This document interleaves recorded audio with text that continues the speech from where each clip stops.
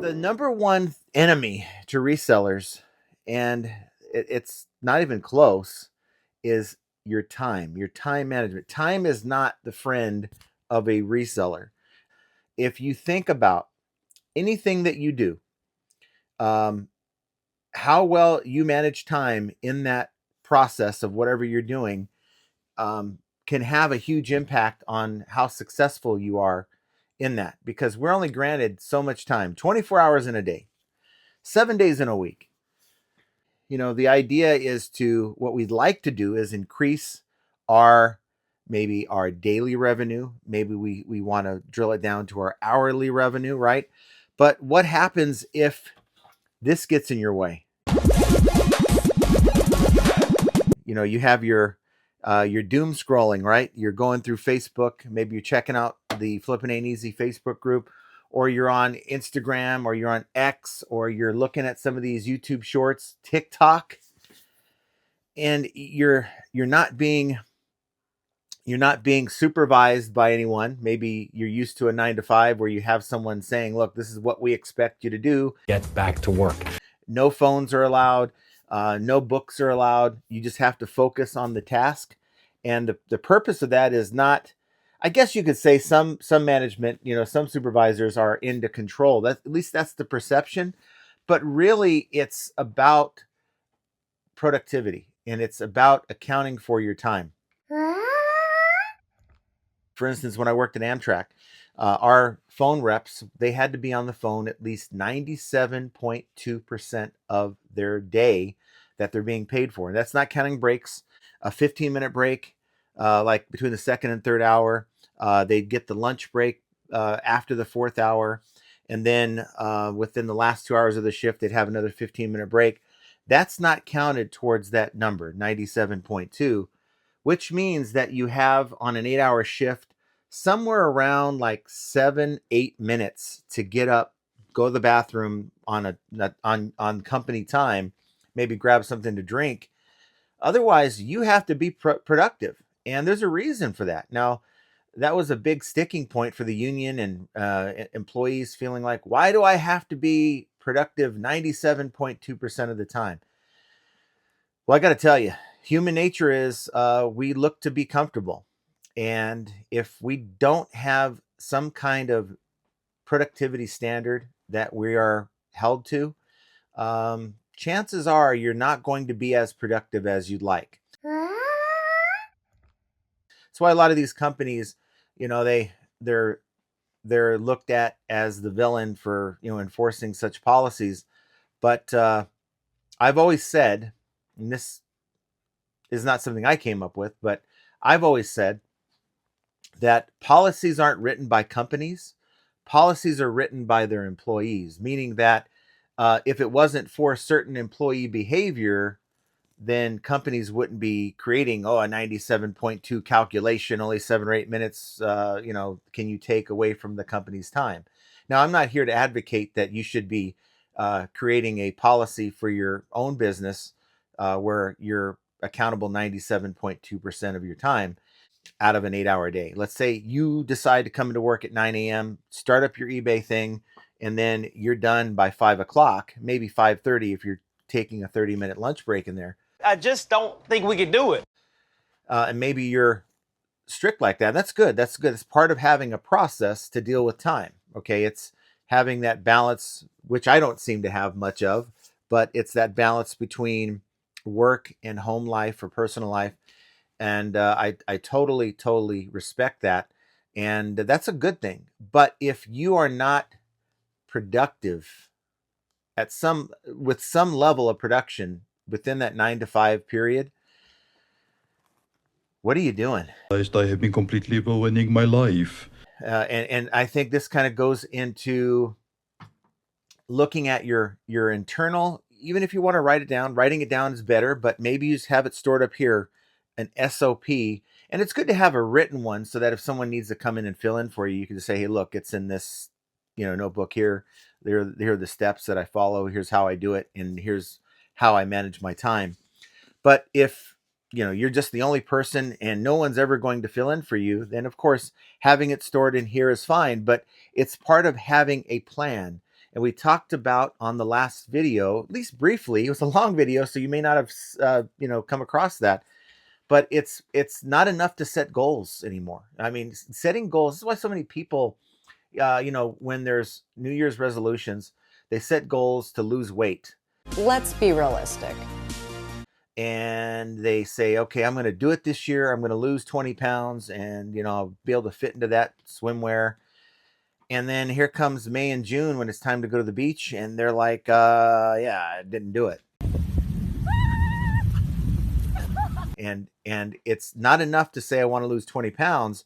You have to have an idea of, and lay out a plan in your mind, at least, how you're going to achieve that goal. And time management's no different. It's one thing, and I've said this, and this is probably why I'm still dealing with this same problem when it comes to time. And that is, I've had this goal in my mind where I want to be more efficient with my time, but I haven't laid out a plan to get there. Now, of course, you might say, well, John, you're not helping yourself out if you're trying to run your eBay business to be more efficient during the middle of the day if you're sitting in front of a camera making videos about it. And I agree, but it's kind of part of what I enjoy doing. Now, look, I don't have a 9 to 5 rigid schedule. That's just the way I have my business set up.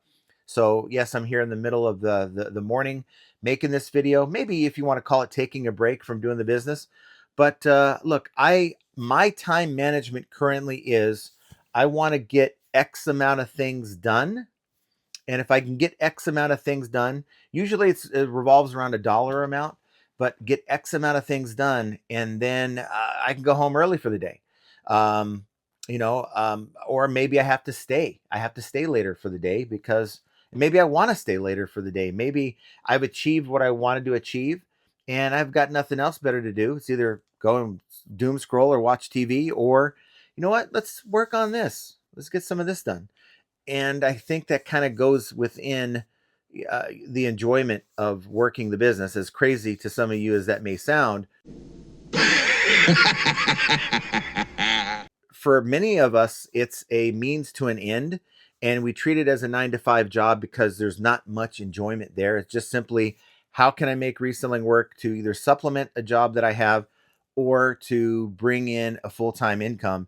And beyond that, you're not all that interested in it. That's why a lot of people lose a lot of interest in listing, because it's just a mundane process.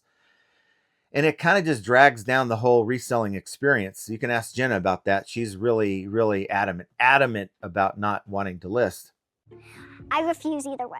For a lot of people who look at this as a 9 to 5 job and not just something, and look, let me just make this clear for some of the lounge acts out there, that this isn't about having fun, okay?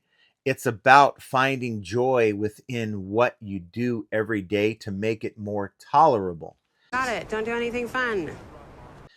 And it kind of goes back to the story where I was talking about the bulk.com pallet, one of the first pallets that I ever bought before we went full-time, when we were still part-time, just kind of diving into the liquidation game for the first time.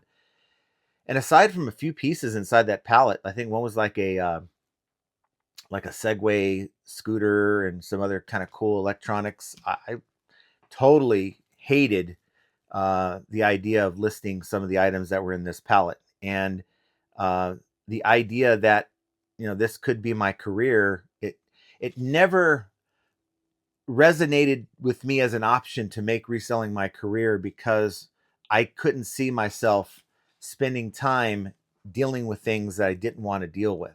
As the reality came that we had to make a choice and we were going to make this thing work, I learned during the first year of being full-time to condition myself to enjoy selling things that I maybe didn't enjoy before. Think about a job that you've had in the past, right? Maybe a 9 to 5 job, or maybe even a part-time job. Hell no. And you couldn't stand it. I think all of us have had a job like that where we just didn't want to be there. And what did that do for your time? Time just drug along. It drags on. So maybe you're doing this reselling and you cannot stand listing, what do you think that's going to be? This be just a drag. Your time's just going to drag on. So I have learned over the years to condition myself mentally. It's part of that mindset that I've talked about a lot, to tell myself this is part of my journey, this is part of my process, and learn to embrace it and look at it as a positive thing.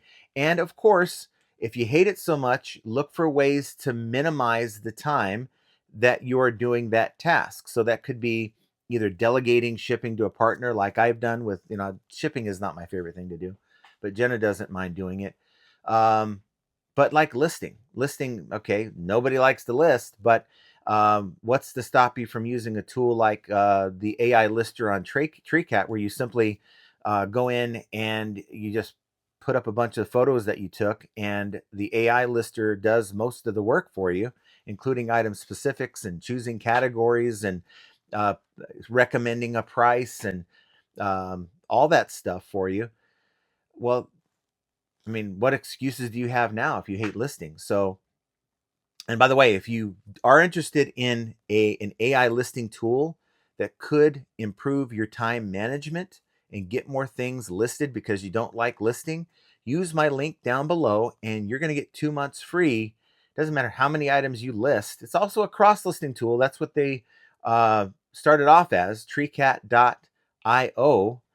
And they started off as a cross lister, but they're adding more tools and more sites that you can cross list from eBay over to all the time. So that's enough about TreeCat, but it's just another way for those of you who are dealing with I just don't like to list issues. And because you don't like to list, you get stuck doom scrolling, like you stop after every third listing looking at TikTok, or you just don't get as much done as you like. Well, it's another option that you have if you want to. And this is going to involve creating a process for yourself too. It's like you eliminate one task out of your day, like listing, by using a tool like TreeCat. And guess what? You have a lot more time to work on other things. And I think, or you have a lot more time to say, look, I'm done at 3 o'clock and not 5 o'clock. And I have more time to spend on the things that I enjoy doing in life rather than just working. So maybe reselling isn't something that you look forward to like some of us, and you just want to be done with it. Finding tools like that that'll help you maximize your time is essential. I probably, heck, even for someone like me who really, yeah, I want to it's more about getting more out of my time versus getting my time back. So I think there's two camps. It's how can I get this done? And then I can do this. I can do more things with the family. I could do more things with the friends. I can go places on the weekends where before I was working. And then someone like me, the other camp is like, okay, I can get this base stuff done, but then I still have 3-4 hours in the day. I can do extra and build out my store. So one of the goals that I had set for this year was to increase the size of my store. Now, it was not all that important to me last year. This time last year, I was more in maintain mode. So we're happy making the $10,000 to $14,000 a month. That's sales on eBay for the main account, 47% profit. You do the math. I don't know, you do the math.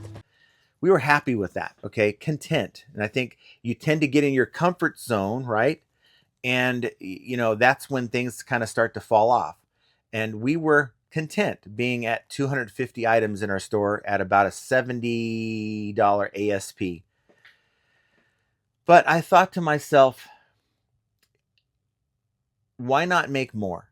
How do you make more money? So it's the type of product that I'm getting, that I'm sourcing every day, is pretty much the same, give or take. The only way to do it is by scale it. Now, is it a 1-to-1 scale, meaning that if I have 250 items in the store making $10,000 in a month in sales, is that going to yield me, if I double that to 500 listings, am I going to, just to double that? And the answer is really no. But even if I can scale it to a way where I can increase my sales, so a bad day is pretty much an average day before with 250 items, and a really good day is, hey, awesome. We have a little bit more money on the side that we can go and, go on vacation or do something like that.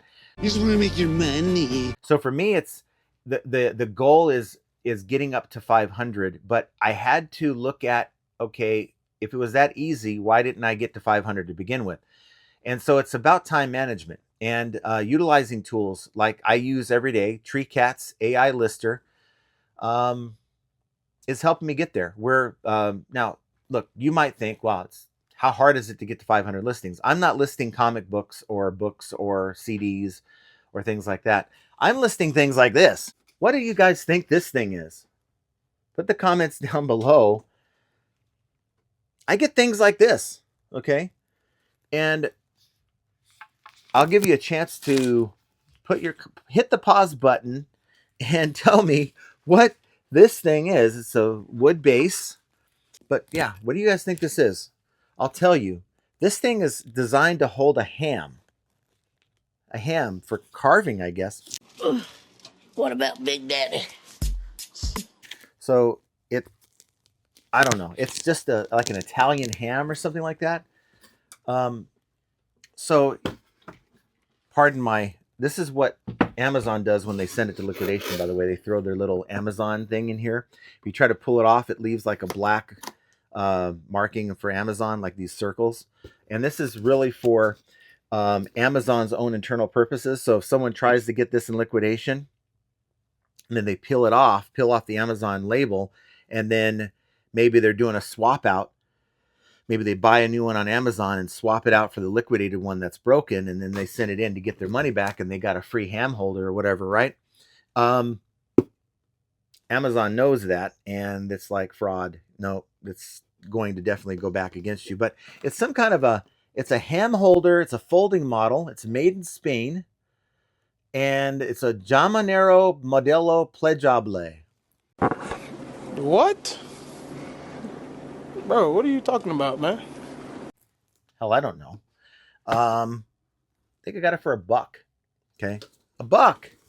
But you know what I'm going to do? I don't know a whole lot about it. So the cool thing about an AI listing tool is I'm going to upload the photos, take photos of this, maybe supplement it with some supplemental photos that I find on this thing. Have AI tell me what it is. Give me bullet points in my item description. And really all I got to do is just double check the work, make sure the prices kind of fall in line with any sold comps, and run it. Now, there's not a lot of sold comps in this. That's why I bought it for $1. If it had been anything more than that, I probably would have passed. But I think these go for like $100. So to me, it's worth maybe picking up an item like this and seeing what goes on. I mean, it's $1. It's a dollar gamble. You might think it's kind of foolish. But to me, I've sold many things that may take a little longer. And that's why, a $100 item, I would be glad to spend $8 to $10 for on a $100 item. But I'm willing to buy an item with a little bit more shelf life, less demand if the cost is lower. So you got to kind of constantly manage that in your mind. Time, that's another thing. How long is an item going to stay on your shelf? An item like this, how long? Same scenario. You get a chance to buy an item for $1 that you could flip in for 100. How long are you okay with that thing sitting before it sells? Is it 1 month? Is it 6 months? Is it 1 year, 2 years, 5 years, or whenever it sells? I'm fine with, because it's just so cheap. I want to know what you guys think down below. As far as time is concerned, we're running up on 20 minutes, and I'm not trying to make this a 20 to 40 minute video. So with that, I just want to thank you guys for being here. Something to think about. How are you going to better handle your time management, and what task are you looking at when it comes to improving how you handle your time? Like for some people, it's listing.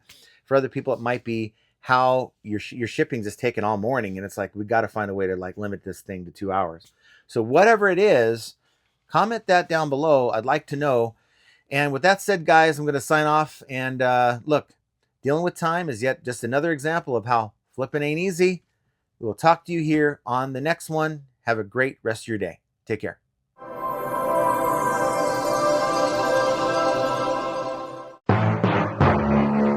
I was scrolling through. No. I was scrolling through some of the comments today on Facebook, and been checking out the comments,